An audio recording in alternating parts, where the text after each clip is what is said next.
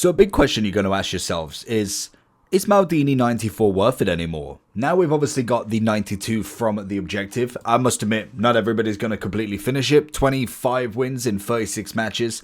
May sound not too bad, but to be fair, all it takes is 2 or 3 losses in a row and it really puts you in that hot water. It's going to test out who's got the ability and most definitely who's got the luck on their side. Now, the 94 is a guarantee. He's 3.78 mil. He is cracked out of his mind. And in terms of upgrade on the previous version, if you look at him in comparison, mainly you're kind of losing a little bit of pace, but that's fine. 5 on the defending, 6 on the physical. The main thing that you are getting with that of the 92 is a huge dribbling bonus. So the arguments that you could just throw an anchor on is a big question. It's why the 92 is very questionable. If you can get him, I would definitely suggest to try your best to get him. Now, obviously, the triple Playstyle Plus is going to help this Maldini out. He has got all of the defensive ones, bar from the Bruiser, which maybe in the future could be the option. We've got Pinged Pass alongside him, and the Playstyle, well, not the Playstyle, the Roll Plus Plus. We've got Defender and Stopper, fullback as plus pluses, and ball playing defender, fullback, or fullback, and wingback plus. So in general, I think he's a phenomenal card. The defending is absolutely crazy. At 97, it's going to be an amazing card, as you can imagine. But the question is 3.8 million, or if you can get the 92, should you miss out on this 94? Now, when it comes to a centre-back and just figuring out what they're good at in general, most of them have got now a semi-decent pass. That's kind of like the big thing with them. They are all now starting to become that sort of footy-esque sort of defender where they have a certain level of ability already. So I'm kind of expecting Maldini to almost be the package, really. He's going to have some pace on him. Keeping up with Gray, which is fantastic. You can already see the kind of big thing with him is the fact that he has got them left back capabilities. It does add a little bit to the card, I must admit. May not be like crazy versatile in the fullback role, but it's a solid extra bonus to have on him. If you really, really wanted to, you could put him in that left back role. Watching him here.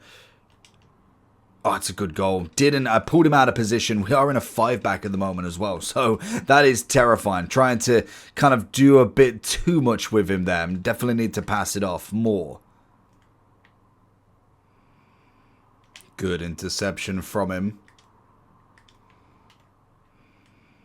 Maldini watching him. The one thing I've always liked with a Maldini-esque centre-back is the...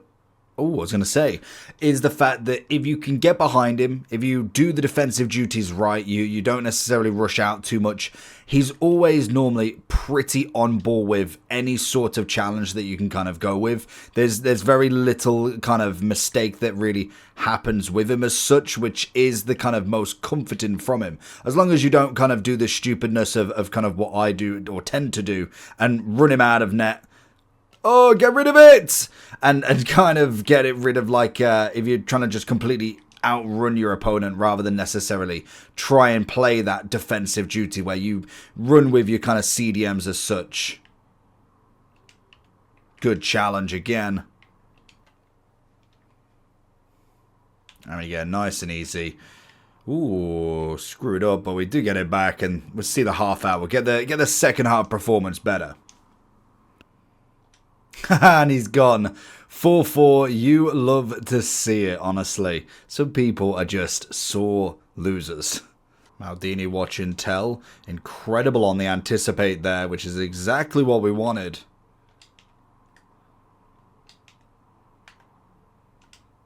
And again with a stunning sliding challenge. It was the one thing that I found with Maldini over Virgil many years ago is the fact that the sliding challenge was most definitely more of a Maldini thing, whereas Virgil very much was the aerial anticipate guy, whereas Maldini was anticipate as well, but was more the slide tackle jockey, like kind of like that left back. He's kind of on you straight away, and if he's not on you, he's sliding absolutely through you. Oh, that's a great ball. Oh, Diane, beautiful. Sold him down the river, and it's a stunner.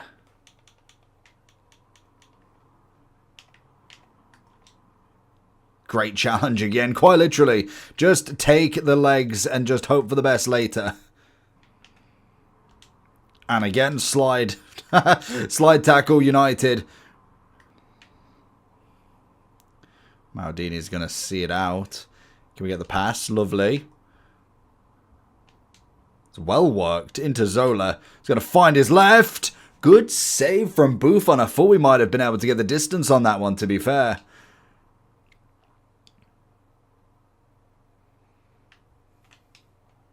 Oh, referee! Absolutely outrageous. I don't understand why he's gone for that challenge. What is Maldini's penalties like? 55. What do I reckon? I reckon he's got an absolute bullet in him. I mean, air gun. Airsoft gun. That's a great challenge again. As much as we did literally just get a red card for slide tackling, that's a pretty decent one. And we're on the attack again. Few steps. Goes on the inside. Little fake. Was hoping he'd move the keeper, but it doesn't matter. Diane, plenty space in the world, and she slaps it home.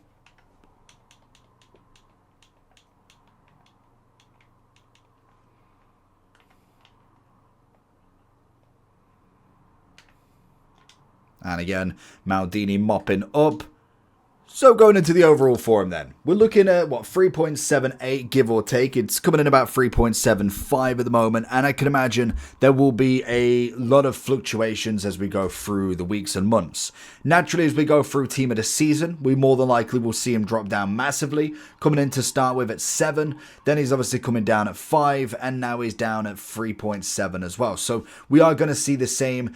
I think he will be a little bit more expensive than the likes of Beckenbauer at 2.2. I think Beckenbauer is kind of more of your CDM, whereas like Blanc, a million coins, I could see him kind of chilling around the 2.5 mark for a little bit of time. Probably more than likely over 3 mil for this week. I can't see him dropping further than that by this week. The only difference we'll have is if we do get announced that we are getting team of the season like this Friday. I don't know if that's confirmed. I know there is a lot more rumors going around. We've got the card and all that, so I'm expecting it to be this Friday, but I don't think there's been a massive complete confirmation as of yet. So that will be kind of where the price really stands with him.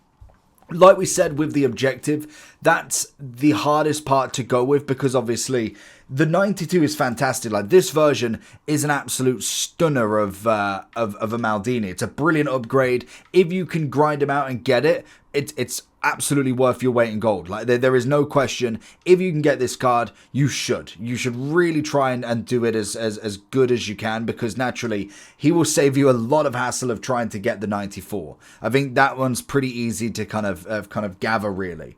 But if you are not necessarily at that level, then there's nothing wrong with the 94. The 94 is technically or slightly better in him in the centre-back role. As a left-back, questionable. I feel like the 92 probably has him, mainly because of the dribbling stats more than anything. The dribbling and the composure and all that is going to be fantastic for him, as you'll see with the difference. We've got a 1 difference in composure. Obviously, everything else is the kind of big one. The reactions is close as well. But then when we look at the agility balance, that's what a left back is. Like, that's going to be a much better left back version. Whereas when it comes to a centre back, this is the version. This is what you want to have as a Maldini. And naturally, the 92 eventually will be evoed. But I think the exclusiveness of the card is going to be what everybody wants as well. Now, when it comes to a centre-back, there is so many options you can go with. That's kind of the hardest point with these cards, is there is so many centre-back options you can go with. You could quite literally pick out of a bunch of about 20 of them, and they're all of an absolute top nature. Like, there is not necessarily a lowest hanging fruit going. Like, you look at a top end Virgil, like, absolutely fantastic. You look at a 94 Lucio, even if you throw in a Thuram at 94 as centre back, would still do a job. Saliba 95, Yap Stam, you go Matthias if you really wanted to, Sol Campbell, Tchouameni, Blanc. You just go down this list and the talent is there. And even if you went down into like the 2nd or 3rd page, they may not be the most expensive. They may not have every playstyle plus or stat that you can want, but even throwing in like an Alaba Alaba Foot Birthday 93 would still do a phenomenal job. I think they've made the cards very almost very spread that you can get away with loads. Like, obviously, there is going to be the top of the top. You're looking at the R9s, you're the Mbappes, the Virgils, the Maldinis, the Salibas. They're going to be the top in their position, but they're not necessarily a absolute guarantee of a win this year. Most years, normally they do come with a huge advantage. But evolutions and new cards, special cards, so many promo cards have really counterweighed this balance. So I do think he's worth every penny you can get him on, but for me, 3.75, I wouldn't necessarily spend it on him just because of how cheap he's going to be within the next couple of weeks. You've got to be smart with the coins. He is brilliant. If you've managed to pack him and you kind of just want to know how to play with him, he's going to be brilliant for you. And absolutely, if you manage to get him, then absolutely use him. But I wouldn't necessarily go out and pay for him as such. But let me know down below what you think about him. I think as an absolute defender, a stopper unit, he's one of the best that you can physically get. So, absolutely brilliant. Let me know what you think, and I'll catch you all for the next one. Take care. Peaces. Let me know who you'd like to see next.